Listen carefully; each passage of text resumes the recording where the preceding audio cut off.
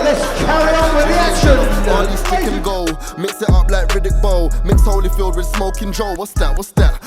Smoke. Travis got 2 fights, 2 wins, and KJ got no fights, no losses. Tunde was the first guest on the show. You know that we only sit down with bosses. Wax on, wax off, Mr. Miyagi, master the craft like Would master. you please welcome firstly boxing out of the red corner. College, money made, glamorous ting. Yo, what's going on, people? Welcome to another episode of the Red Corner.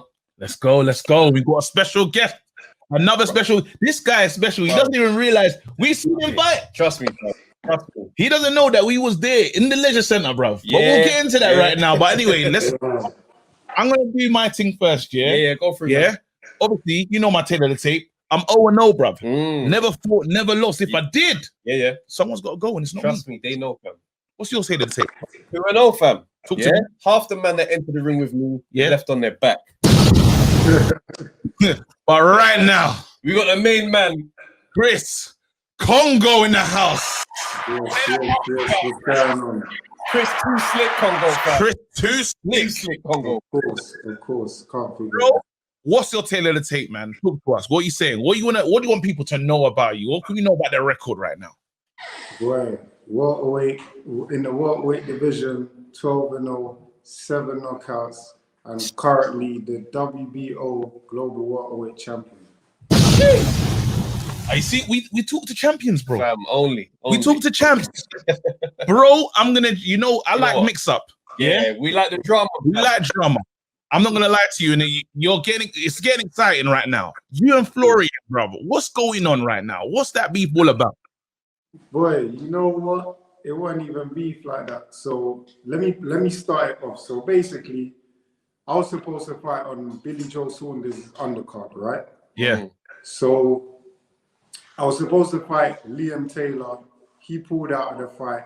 Only God knows why he pulled out. So this was 4 weeks into camp.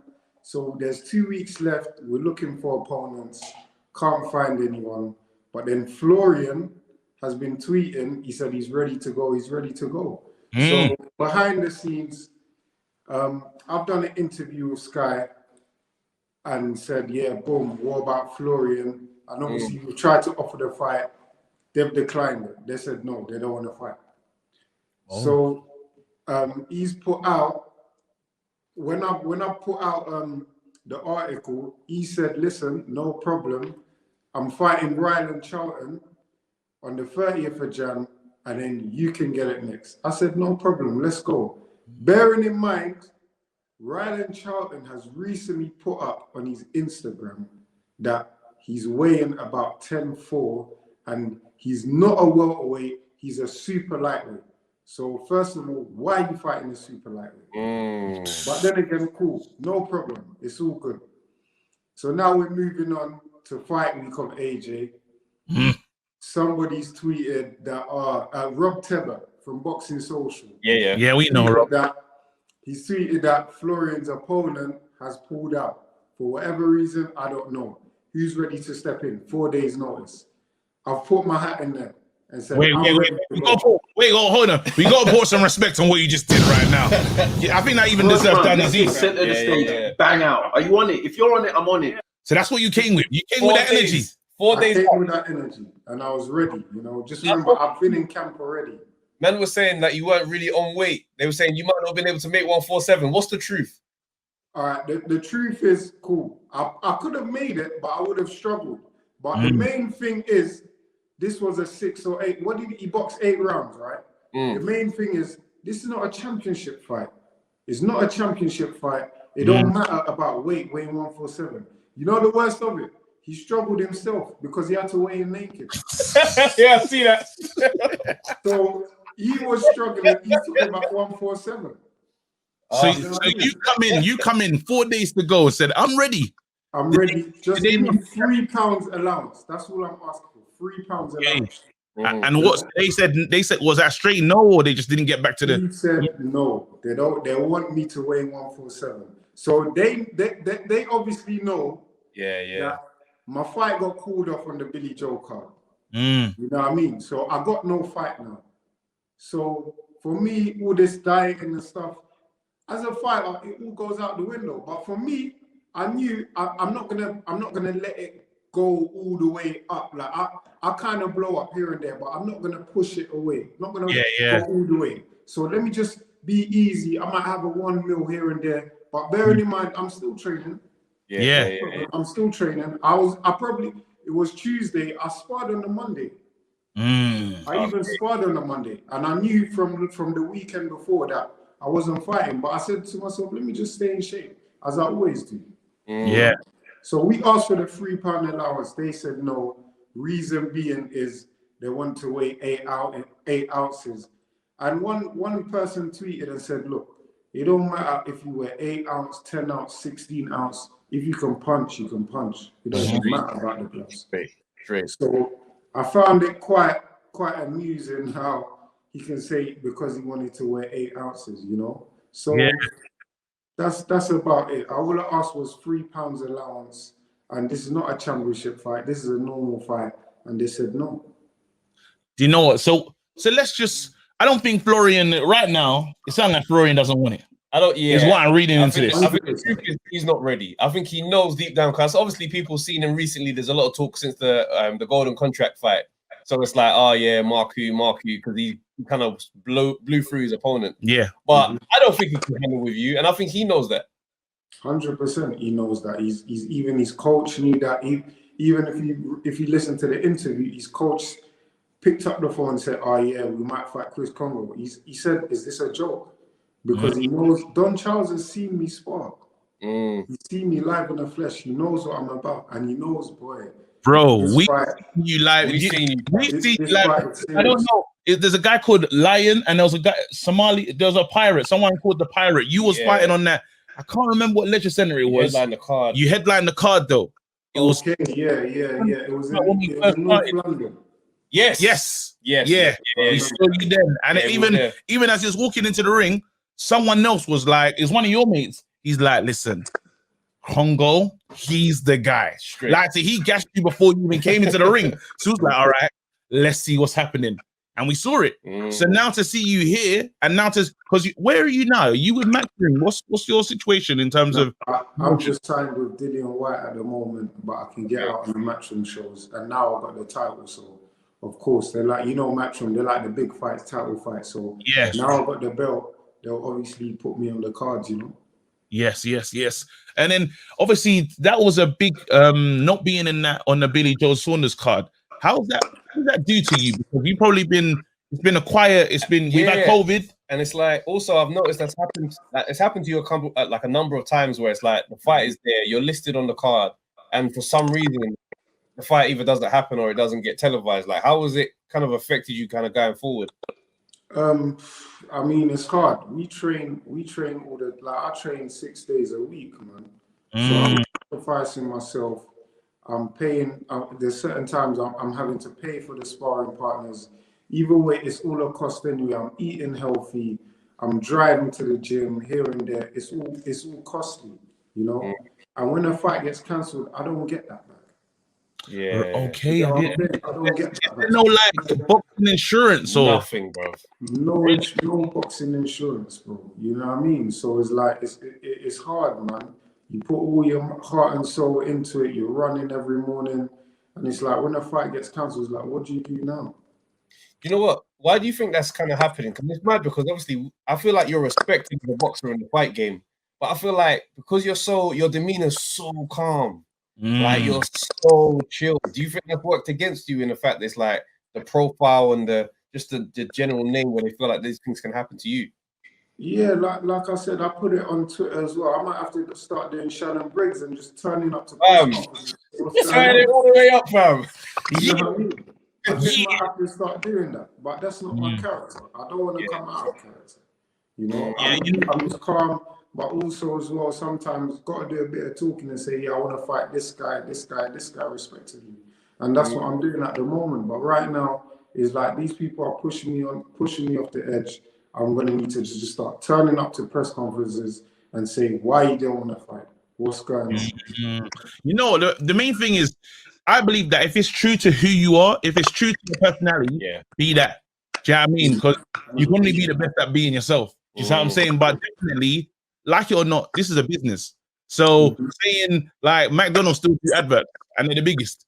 Yeah, I mean, so like, no one doesn't have to do that. You have to do the work, you know. And even when I talk about Chris Eubank, Jr., you see the training videos. You just see stuff. Yeah. And I think all them things there. If you're not gonna be that person that's out there cussing everyone, show us more of yourself. Because I haven't. Again, I saw you at the Leisure Center.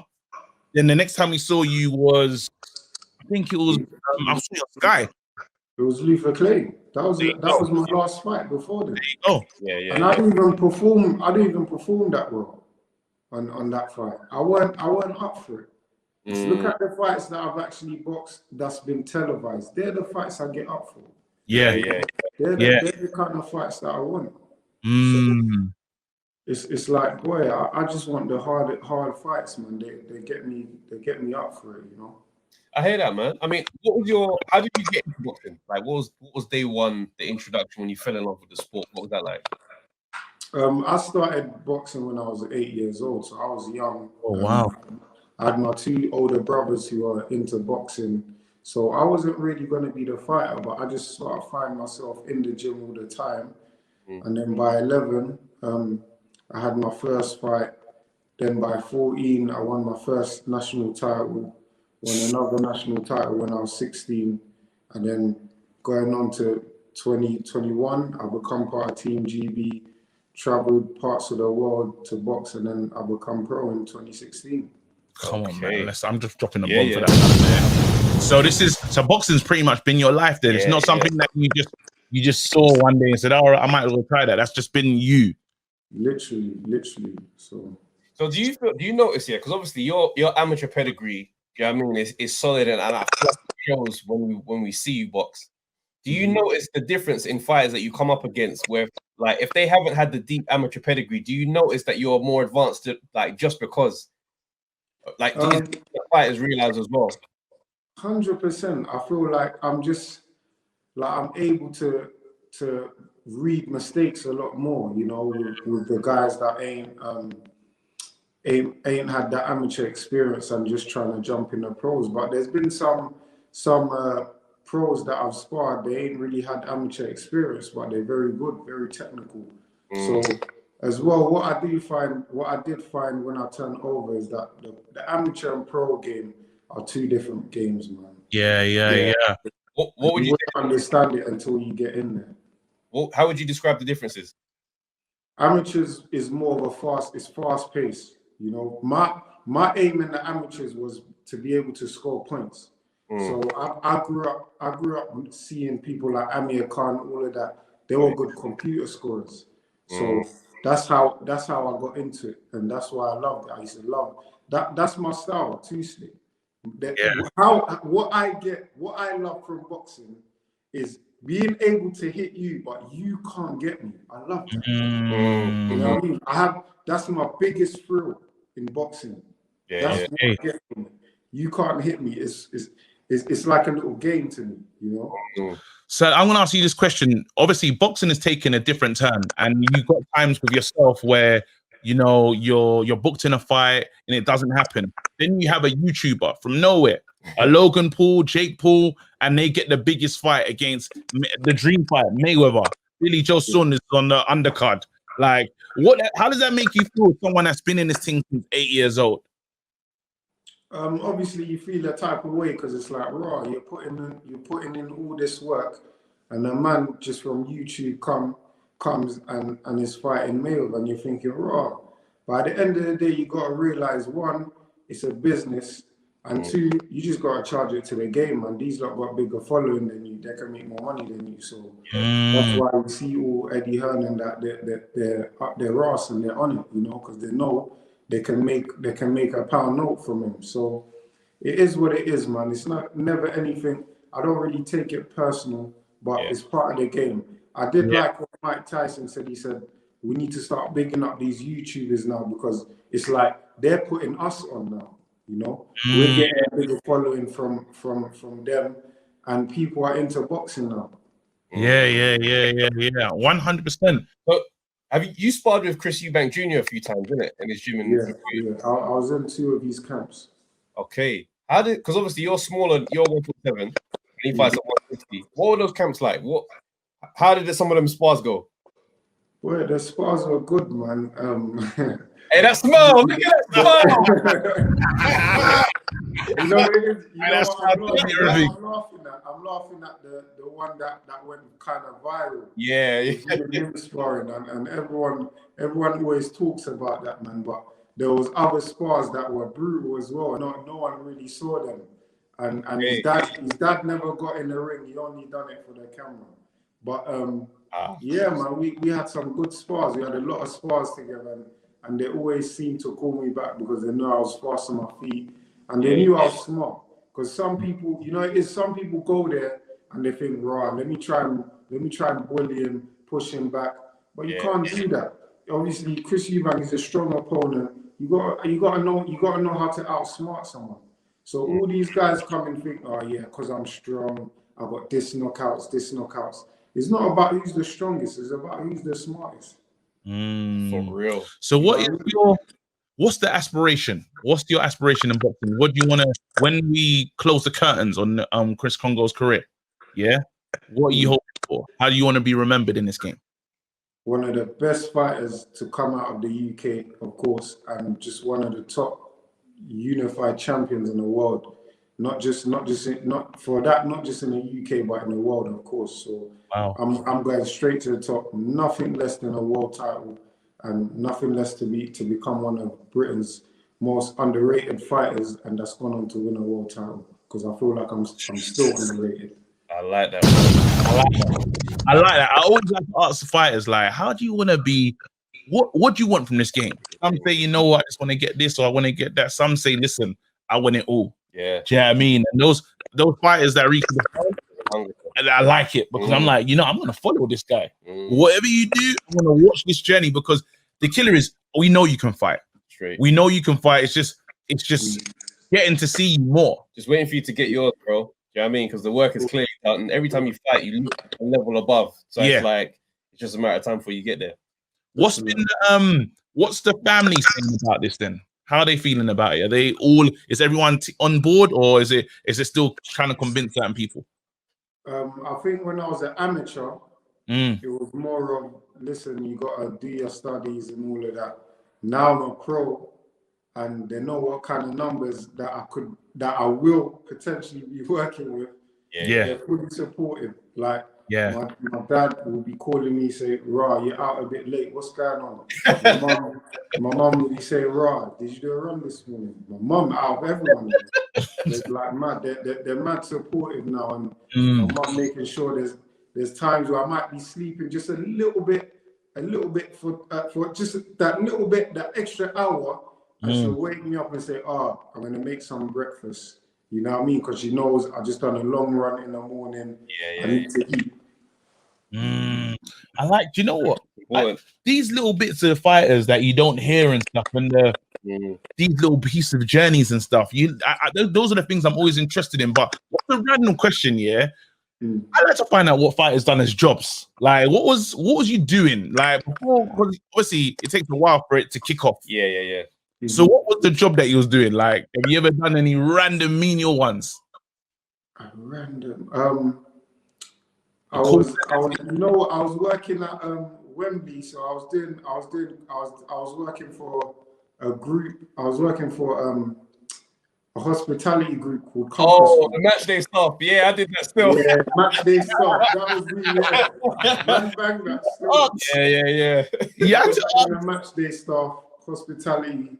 And then I got D&E on my thingy still. I was angry. D&E, obviously, D&E means do not employ. Bro, what did you do? Bro, what'd you do, man? So basically, I was bar staff, innit? And I like staying bar staff. So obviously, there's one time I come in and on my sheet, it says, "Raw, that your kitchen porter." So man's like, "No, man, this must be wrong." So I've gone to my usual bar, innit, where I usually do my work. So I go to my usual bar, I'm there, innit.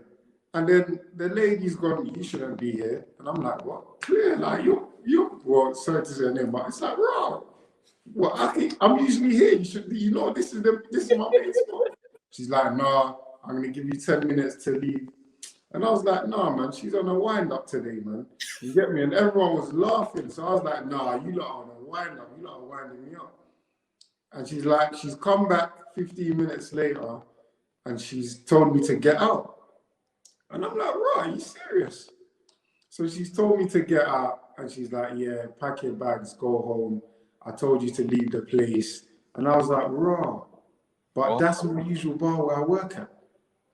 And then, Wait, bro. and that was it? And that was it, bro. And you know what it is? There was a few people that were actually backing me saying, raw, nah, I think that's a bit out of order. Like I was actually getting like 5-6 people backing me saying, nah, Chris shouldn't leave. He's one of the most hardworking people here. He always helps out. That's the kind of person I am. I'll help out whenever there needs to be help. You know what I mean? A couple people's shifts. And bro, she just sent me home and then tried to get more work the next day. I hope you fight at Wembley. That's what I was gonna say. Justice. I hope you fight at You gotta fight at Wembley. And she has to work that day. And she's gonna be working that day. That's what I want to see. I hope she is. One. Listen, again, special. Another red corner. When it's so you don't know when your next fight is, do you? Are you aware? I'm hoping to be on January the 30th. Okay, cool. Okay, is Dylan's next fight scheduled or was that be on the undercard or the Povetkin undercard? Yeah, I'll be on the undercard of Dylan. Come on. So we'll be watching it with keen eyes. Yeah. Because now, like end of the day, you're a great defeater. You're one of us, bro. You've been on the show. It is what it is now. You know what I'm saying? All the best. I hope, again, the road to Wembley, bro. We need to go back and complete. Shut our mouth. All right, brother. Listen, look after yourself. Thank you so much for your time, man. This is awesome. Thank you. Nice one, man. Let's go, man. Round of applause.